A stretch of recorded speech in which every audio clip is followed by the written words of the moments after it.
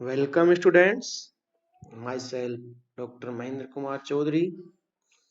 आज हम इस वीडियो सेशन में कक्षा 10 के संस्कृत के प्रथम अध्याय सूची पर्यावरण का अध्ययन करेंगे।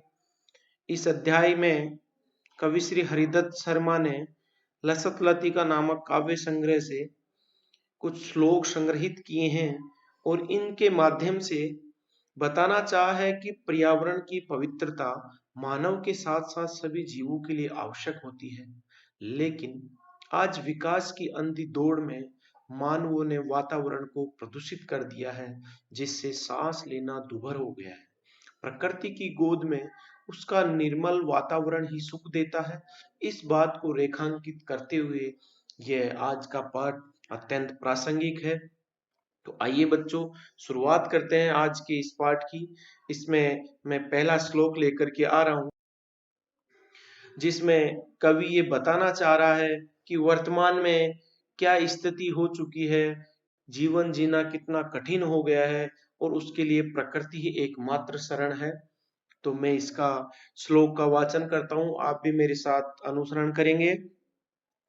ध्रुवहम् अत्र जीवितं जातं प्रकृतिरेव शरणं शुचि पर्यावरणम् महानगरमध्ये चलदनिशं कालाय सचक्रम् मनः शोषयत् तनुः पेशयत् भ्रमति सदा वक्रम् दुर्दान्तैर्दशनैरमुना शान्नैव जनग्रसनम् शुचि पर्यावरणम्।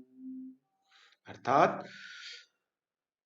अत्र जीवितं ध्रुवहं जातम् अस्ति, प्रकृति एव शरणम् अस्ति, पर्यावरणं शुचि भवेत्, अनिशं महानगर मध्ये मनः शोषयत् तनुः पेशयत् चलत कालाय सचक्रं सदा वक्रं भवति अमुनार्दोदान्तैर्दशनैः जनग्रसनं नैव स्यात् पर्यावरणं शुचि ही भवेत्।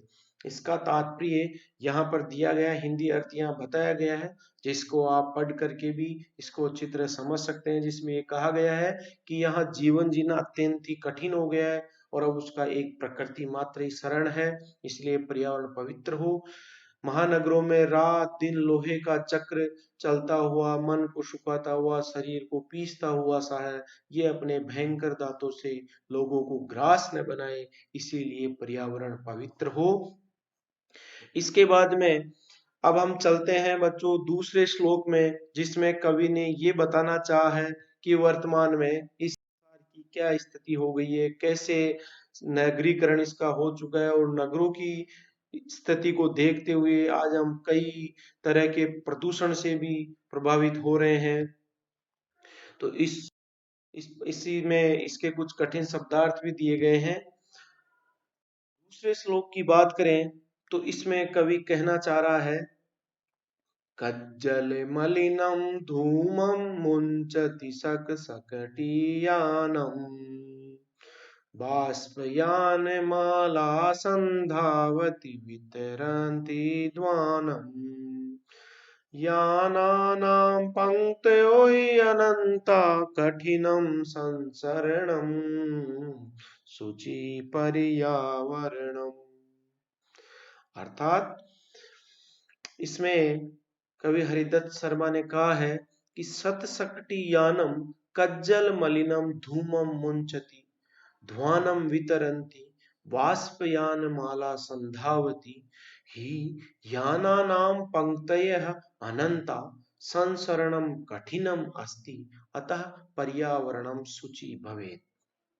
इसका अर्थ है कि सैकड़ों मोटर गाड़ियां काला धुआं छोड़ती है, कोलाहल करती हुई रेलगाड़ियों की पंक्तियां दौड़ सी रही है, क्योंकि आज वर्तमान में साधन ही बहुत अत्यंत मात्रा में हो गए, इसलिए चलना कठिन हो रहा है।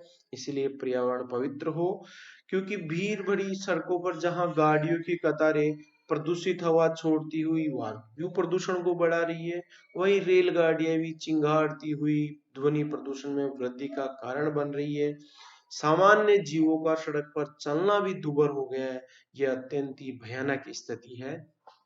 आगे इस श्लोक से संबंधित कुछ शब्द यहाँ पर दिए गए हैं, जिनका अर्थ देख करके भी आप आसानी से पाठ का अध्ययन कर सकते हैं, समझ सकते हैं। अब आगे के श्लोक पे चलते हैं बच्चों। श्लोक में कवि ये कहना चाह रहा है कि वायु प्रदूषण, जल प्रदूषण, स्वच्छता का अभाव और खाद्य वस्तुओं में मिलावट आदि भयंकर समस्याएं आज हमारे सामने है। उन्हीं की तरफ आपका ध्यान आकर्षित करना चाहा है कवि ने। तो इसमें कह रहे हैं, वायुमंडलम भृशं दूषितम न हि निर्मलं जलम कुत्सित वस्तु मिश्रितं भक्ष्यं समलं धरातलम् करणीयं वह्यन्तर्जगति तु बहुशुद्धीकरणं शुचि पर्यावरणम्।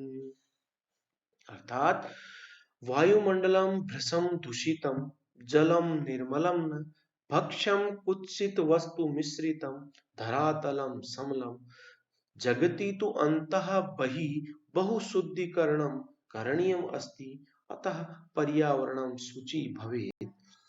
क्योंकि वर्तमान में वायुमंडल अत्यंत प्रदूषित हो गया है, इसलिए अब पानी भी निर्मल नहीं है, खाद्य सामग्रियों में भी खराब वस्तुओं का मिश्रण किया जा रहा है, संपूर्ण धरातल गंदगी से युक्त है। इस संसार में अंदर और बाहर बहुत शुद्धिकरण किया जाना चाहिए, अतः पर्यावरण पवित्र होना चाहिए। आगे की स्लाइड में बच्चों इसी से संबंधित कुछ शब्दांश दिए हुए हैं, जिनको आप पढ़ करके, देख करके इस श्लोक को अच्छी तरह से समझ सकते हैं।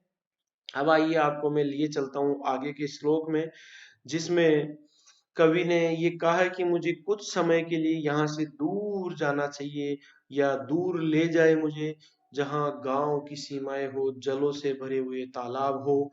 उसी आधार बना करके कवि कह रहे हैं, कंचित कालम नये मामस्मात् नगरात् बहुदूरम प्रपश्यामि ग्रामान्ते निर्जर नदीपयः पूरम् एकान्ते कान्तारेक्षणमपि मे स्यात् सञ्चरणं शुचि पर्यावरणम्। तो इसके अन्वय में देखें, माम अस्मात् नगरात् कंचित कालम बहुदूरम नये ग्रामान्ते पयः पूरम निर्जरम नदीं प्रपश्यामि क्षणमपि एकान्ते कान्तारे मे संचरणं स्यात् पर्यावरणं शुचि भवेत्। तो इसमें कवि ये कहना चाह रहे हैं कि मुझे कुछ समय के लिए इस नगर से बहुत दूर ले चलो, जहां गांव की सीमा में जल से भरे तालाब हो, वहां झरने और नदी को जी भर कर देखूंगा। मैं एक क्षण के लिए भी एकांत जंगल में घूम सकूं, यही मेरी कामना है, अतः पर्यावरण पवित्र हो। आगे की स्लाइड पे इसी संबंधित कुछ कठिन शब्दांश दिए गए हैं। अब आइए मैं लिए चलता हूं बच्चों आपको अगले श्लोक पे, जिसमें कवि ने ये बताना चाहा है कि जो वृक्षों और लताओं की अत्यंत सुंदर माला है, जो हवा के झकोरों से हिल रही है और वो मुझे अपनी तरफ खींच रही है। तो देखते हैं कवि क्या कहना चाह, हरित तरुणाम ललित लतानां माला रमणीया कुसुमावली समीर चालिता शान वर्णीया नवमाली करसाल मिलिता रुचिरं संगमनम शुचि पर्यावरणम। तो इसमें कवि ने कहा है कि हरित तरुणाम ललित लतानां माला रमणीया स्यात् समीर चालिता कुसुमावली में वर्णिया स्यात् रसालं मिलिता नवमालिका संगमनम रुचिरम स्यात् पर्यावरणम शुचि भवेत्।